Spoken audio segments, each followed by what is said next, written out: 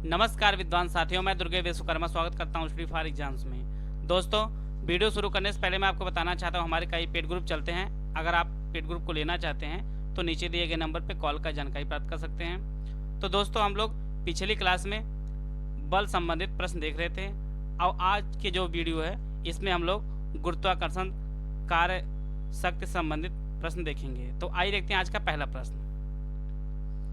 किन्हीं दो पिंडों के मध्य आकर्षण बल उन दोनों के द्रव्यमानों के गुणनफल के समानुपातिक तथा उनके बीच की दूरी के वर्ग के व्युत्क्रमानुपाती होता है। यह कौन सा नियम है? संवेग संरक्षण का, गुरुत्वाकर्षण का, आर्कमिडीज का सिद्धांत, या इनमें से कोई नहीं? इसका जो सही आंसर है ऑप्शन बी, गुरुत्वाकर्षण का नियम। यह जो नियम है कि किन्हीं दो पिंडों के मध्य आकर्षण बल उन दोनों के द्रव्यमानों के गुणनफल के समानुपाती होता तथा उनके बीच की दूरी के वर्ग के व्युत्क्रमानुपाती होता है। यह जो नियम है यह गुरुत्वाकर्षण का नियम है, जिसे आप इस चित्र के माध्यम से देख सकते हैं। यह दो पिंड है जिसमें यम और यम जो बना दो यम है वह द्रव्यमान को दिखाया गया है और डी जो डिस्टेंस को और जी जो है वह गुरुत्वाकर्षण नियतांक है। इस प्रकार से आप लोग देख लीजिए। तो आइए देखते हैं आज का दूसरा प्रश्न। सार्वत्रिक गुरुत्वाकर्षण स्थिरांक जी का मान किसने निकाला था? आर्कमिडीज ने, मैक्स प्लांक ने, न्यूटन ने, या हेनरी कैवेंडिश ने? इसका जो सही आंसर है ऑप्शन डी, हेनरी कैवेंडिश ने। गुरुत्वीय त्वरण स्थिरांक कैपिटल जी के जो मान है वह हेनरी कैवेंडिश ने जी ने निकाला था, जिन्हें आप इन चित्र के माध्यम से देख सकते हैं। इन्होंने सार्वत्रिक गुरुत्वीय स्थिरांक का मान निकाला था। आइए देखते हैं नेक्स्ट क्वेश्चन। यह जो मान दिया गया 6.673 × 10⁻⁻11 न्यूटन मीटर स्क्वायर प्रति किलोग्राम स्क्वायर जो मान है यह किसका मान है? गुरुत्वीय त्वरण का, आवेगद्रव्य संख्या का, सार्वत्रिक गुरुत्वीय स्थिरांक का, या इनमें से कोई नहीं? इसका जो सही आंसर है ऑप्शन सी, सार्वत्रिक गुरुत्वीय स्थिरांक। यह जो मान दिया गया है 6.673 × 10⁻⁻11 न्यूटन मीटर स्क्वायर प्रति किलोग्राम स्क्वायर, यह जो मान दिया गया है यह सार्वत्रिक गुरुत्वीय स्थिरांक का मान है। आइए देखते हैं नेक्स्ट क्वेश्चन। गुरुत्वीय त्वरण जी का मान कितना होता है? 9.8 मीटर पर सेकेंड, 7.8 मीटर पर सेकेंड, या 8.6 मीटर पर सेकेंड, या इनमें से कोई नहीं? इसका जो सही आंसर है ऑप्शन ए, 9.8 मीटर पर सेकेंड।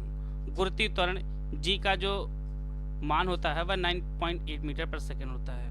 इसका जो ए वाला ऑप्शन है वह सही है, यह सामान्य रूप से है। आइए देखते हैं नेक्स्ट क्वेश्चन। पृथ्वी तल से ऊंचाई बढ़ने पर गुरुत्वीय बल में क्या परिवर्तन होता है? वह बढ़ता है या घटता है, या कोई प्रभाव नहीं पड़ता, या इनमें से कोई नहीं? इसका जो सही आंसर है ऑप्शन बी, कम होता है। पृथ्वी तल से जब ऊंचाई बढ़ती है तो गुरुत्वीय बल जो होता है उसमें कमी प्रतीत होती है। इसका जो ऑप्शन बी है वह सही होता है, सही है। आइए देखते हैं नेक्स्ट क्वेश्चन। किसी वस्तु का भार चंद्रमा पर 10 किलो है तो उसका पृथ्वी पर भार कितना होगा? 40 किलो, 60 किलो, 50 किलो, या इनमें से कोई नहीं?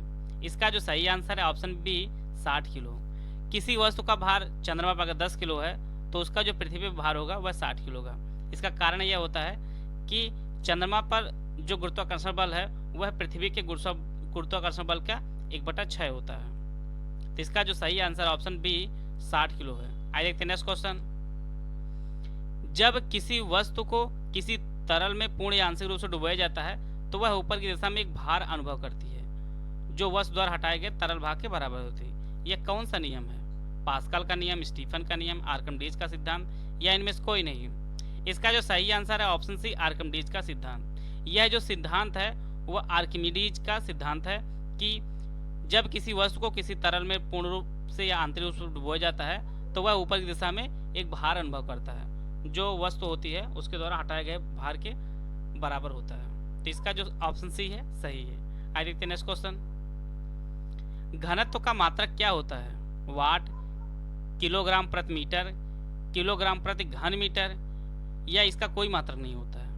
इसका जो सही आंसर है ऑप्शन सी, किलोग्राम प्रति घन मीटर होता है। घनत्व का जो मात्रक होता है वह किलोग्राम प्रति घन मीटर होता है और घनत्व बराबर होता है द्रव्यमान बटे आयतन। तो द्रव्यमान का जो मात्रक होता है वह किलोग्राम होता है और आयतन का जो मात्रक होता है वह घन मीटर होता है। इसी कारण इसका जो मात्रक हो जाएगा, घनत्व का जो मात्रक हो जाएगा वह किलोग्राम प्रति घन मीटर होता है। अब वहीं पे आपेक्षिक घनत्व का कोई मात्रक नहीं है, तो इसको आप नोट कर लीजिएगा। आइए देखते हैं नेक्स्ट क्वेश्चन।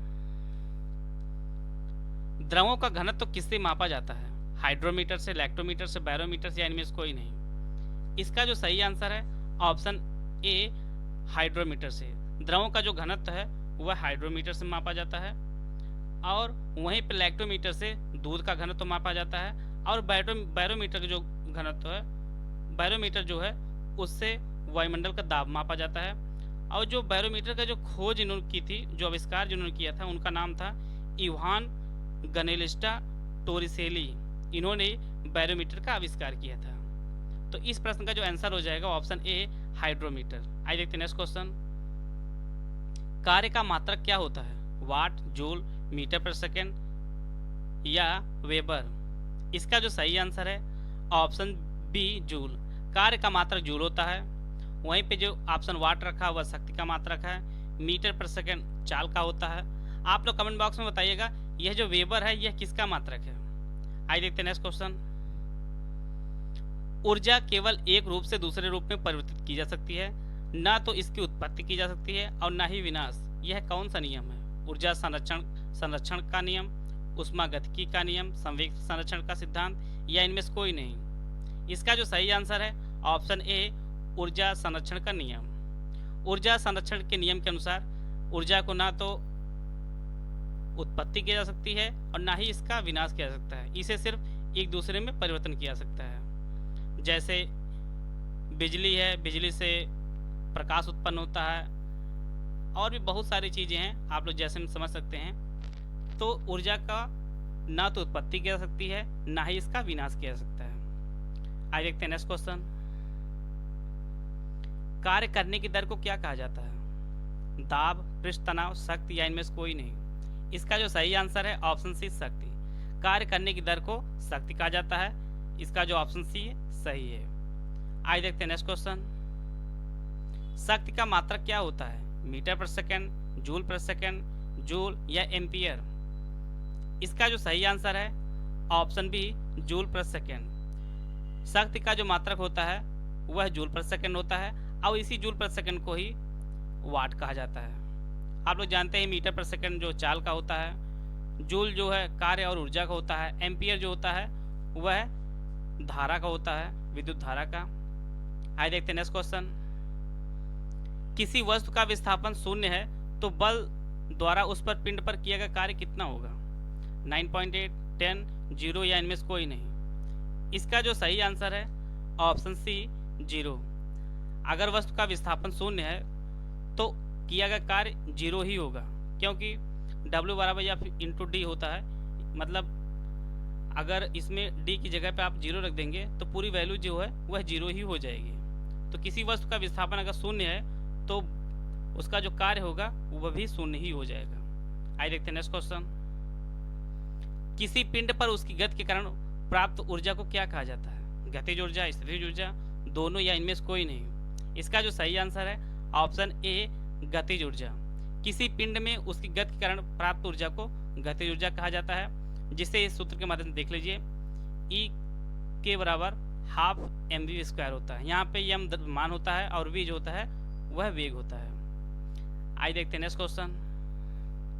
किसी वस्तु द्वारा उसकी स्थिति अथवा आकृति में परिवर्तन कारण जो ऊर्जा प्राप्त होती है उसे क्या कहा जाता है?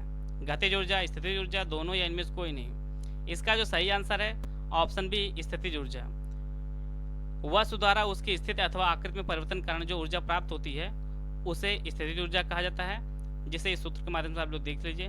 EP बराबर जो होता है mgh होता है। m यहाँ पे द्रव्यमान है, g गुरुत्वाकर्षण है, और यह जो हाइट होती है। आइए देखते हैं नेक्स्ट क्वेश्चन। प्रतिध्वनि सुनने के लिए न्यूनतम दूरी कितनी होनी चाहिए? 7.2 मीटर, 34.4 मीटर, 15.2 मीटर, या इनमें से कोई नहीं। इसका जो सही आंसर है ऑप्शन ए, 17.2 मीटर। प्रतिध्वनि सुनने के लिए न्यूनतम जो दूरी होनी चाहिए वह 17.2 मीटर होनी चाहिए, एक तरफ की। इसका जो सही आंसर है ऑप्शन ए, 17.2 मीटर। आइए देखते हैं नेक्स्ट क्वेश्चन। हमारे मस्तिष्क में ध्वनि की संवेदना कितने समय तक रहती है? 0.1 सेकेंड, 1 सेकेंड, 10 सेकेंड या इनमें से कोई नहीं। इसका जो सही आंसर है ऑप्शन ए 0.1 सेकेंड। हमारे मस्तिष्क में ध्वनि की जो संवेदना रहती है वह सिर्फ 0.1 सेकेंड तक ही रहती है। इसका जो ऑप्शन ए है यह सही है। आइए देखते हैं नेक्स्ट क्वेश्चन। 0 सेल्सियस पर वायु में ध्वनि की चाल कितनी होती है? 440 मीटर पर सेकेंड, 560 मीटर पर सेकेंड, 331 मीटर पर सेकेंड या इनमें से कोई नहीं।